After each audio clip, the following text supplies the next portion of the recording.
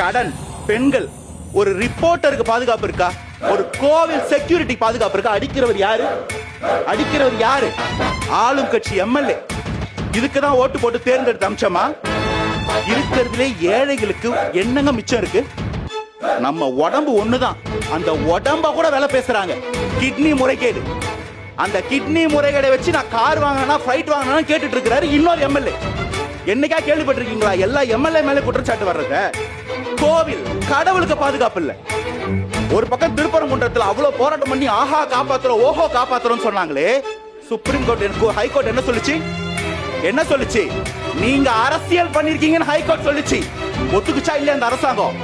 நேத்து unconditional apology, நிபந்தனையற்ற மன்னிப்பு அரசாங்கம். கலெக்டரும் கமிஷனரும் அசிஸ்டன்ட் கமிஷனர் கொண்டு போய் நீட்டுறாங்க ஹைகோர்ட்ல. ஆமா, நாங்க தப்பு பண்ணிட்டோம், இங்க சமூக நல்லிணக்கத்தை கெடுத்திருக்க வாய்ப்பு இருக்கு, எங்களை மன்னிச்சிருங்க. அப்ப என்ன அர்த்தம்?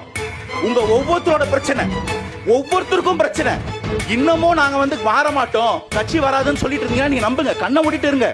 முதல்வர் சொன்ன மாதிரி பூனை கண்ணை மூடிக்கொண்டால் உலகம் உருண்டு விடாதா, இருண்டு விடாதா? உருளும், மாறும். மாற்றம் ஒன்றே மாறாதது.